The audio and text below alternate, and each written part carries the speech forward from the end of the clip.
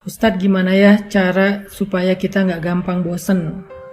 Gimana ya caranya biar iman kita tuh ketika lagi futur, lagi drop itu tetap fresh gitu. Terus kalau misalnya kita kangen dengan liburan, kangen dengan hiburan, itu gimana caranya? Nah, di sini saya pengen nyampein bahwa iman, perasaan, fisik, tenaga kita itu fitrah kehidupan di dunia itu kayak gitu. Yazidu wa yanqus. Dia kadang-kadang menjadi kuat, kadang-kadang dia menjadi lemah. Itulah fitrah dari kehidupan manusia. Terus gimana cara kita menyikapi fitrah yang kayak gini? Ketika kita lagi kuat, ketika kita lagi mood, ketika kita lagi bugar, itu pasti semuanya jadi mudah. Tapi pas kita imannya lagi lemah, perasaannya lagi bete, tenaganya jadi dalam keadaan mager, malas gerak, lemes banget, pegel-pegel, apa yang harus kita lakukan? Ada beberapa hal. Satu, butuh vitamin, butuh makan, butuh nutrisi.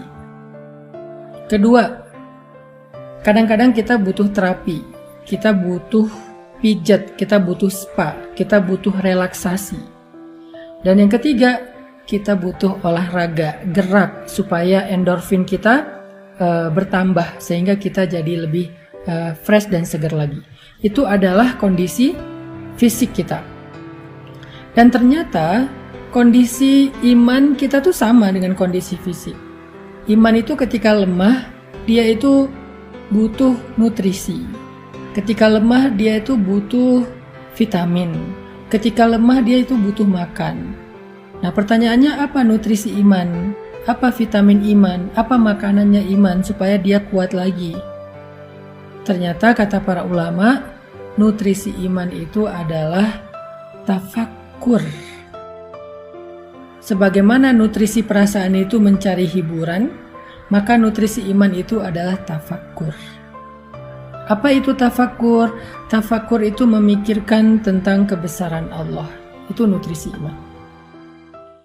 Inna fi khalqis samawati wal ardi wa ikhtilafil laili wan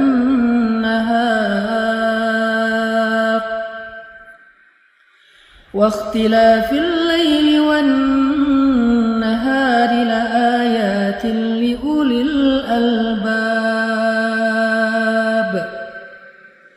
الذين يذكرون الله قياما وقعودا وعلى جنوبهم ويتفكرون في خلق السماوات والأرض ربنا ما خلقت هذا باطلا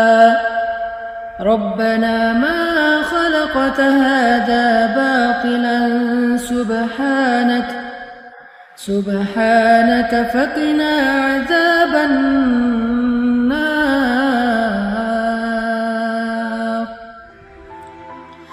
Allah Subhanahu wa Ta'ala berfirman, sesungguhnya di dalam penciptaan langit dan bumi dan di dalam silih bergantinya malam dan siang terdapat bukti-bukti tentang kebesaran Allah bagi orang yang cerdas, orang yang berakal, yaitu orang yang selalu mengingat Allah dalam keadaan berdiri, duduk, dan berbaring, dan mereka senantiasa memikirkan tentang kebesaran Allah dalam ciptaan-ciptaannya, seraya berkata, Maha Suci Tuhan kami, tidaklah Engkau menciptakan ini sia-sia, maka peliharalah kami dari azab api neraka. Di ayat ini tuh Allah lagi nyuruh kita untuk lebih sering tafakur. Wa yatafakkarun. Tafakur itu dari kata fikir. Fikir itu jadi bahasa Indonesia, pikir. Jadi nutrisi iman itu adalah mikir. Nutrisi iman itu adalah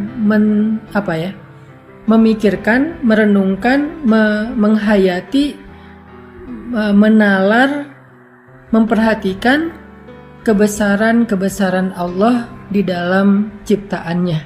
Bertafakur itu nggak butuh modal. Kita bisa keluar sebentar, ngelihat langit, di situ kita bisa tafakur. Kita bisa nonton Nat Geo tentang misalnya animal, tentang planet, tentang earth, tentang apa misalnya people atau apalah tentang kehidupan. Di situ kita bisa tafakur tentang betapa Allah itu agung banget ya, menciptakan segala sesuatu dengan sangat-sangat sempurna. Yang di dalamnya itu semuanya ada ayat, ada bukti. Bukti Allah Maha Pencipta, bukti Allah Maha Kuasa, bukti Allah Maha Mengatur, bukti Allah Maha Raja, bukti Allah yang Maha Memberi rezeki, memelihara.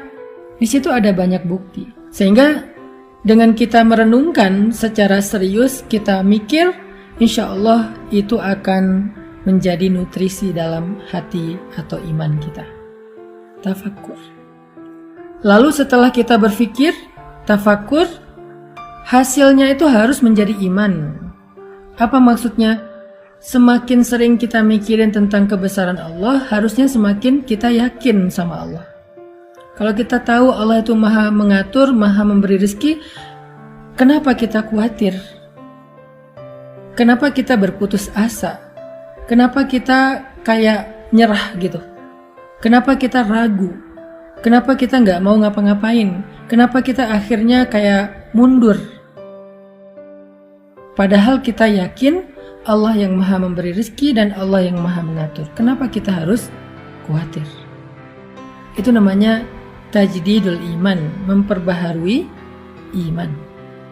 Sehingga kalau kita dengan mudah bisa mentafakuri tentang bukti kehebatan seseorang di balik suatu produk, di balik suatu karya, harusnya kita bisa lebih mudah mengagumi Allah yang punya karya-karya yang maha besar di alam semesta. Karena kita udah ngelihat karya Allah, ciptaan Allah, kagum sama Allah, harusnya kita percaya. Apa bukti kita percaya? Kita ikut, kita nggak protes, kita nggak membantah, kita nggak mendebat, kita nurut. Itu yang disebut dengan tafakur, teman-teman. Percaya sama Allah. Makin kuat kita percaya sama Allah, semakin kita berkurang rasa khawatirnya. Kalau ada rasa khawatir dan bingung, pasti ada ragu kepada Allah. Pasti ada ragu kepada Allah. Semua kita punya keraguan tanpa kita sadari terhadap kebesaran Allah. Kita boleh bilang saya yakin sama Allah, tapi nyatanya nggak cukup dengan lisan, dibuktikan itu di sini. Pembuktian itu ada di hati kita ketika kita ada masalah. Seberapa mudah kita tenang ketika ada masalah bahwa Allah Maha membantu, Maha menyelesaikan. Di situ kita akan tahu kita ini imannya kayak gimana.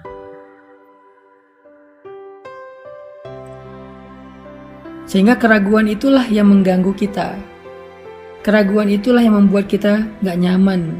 Keraguan itulah yang membuat kita mengeluh. Keraguan itulah yang membuat kita menyesal dengan satu kebaikan. Keraguan itulah yang membuat kita galau. Keraguan itulah yang membuat kita berputus asa. Sehingga salah satu cara untuk mengurangi keraguan kita, mengikis keraguan kita terhadap Allah adalah tafakur. Kekaguman, keyakinan, ketenangan. Untuk bisa kagum, kita harus mikir, kita harus ngelihat bukti-bukti Allah itu Maha Agung. Setelah kita melihat, mikir, merenungkan, kita jadi yakin sama Allah. Semakin kita yakin, semakin kita tenang dalam hidup. Kita yakin Allah yang menentukan jodoh, kita tenang soal jodoh. Kita yakin Allah yang menentukan rezeki, kita tenang untuk mencari rezeki, gak khawatir. Kita tugasnya hanya ikhtiar yang halal, Allah yang menentukan. Kita yakin Allah yang Maha menyembuhkan, kita tenang melewati ujian sampai kita diberikan kesehatan.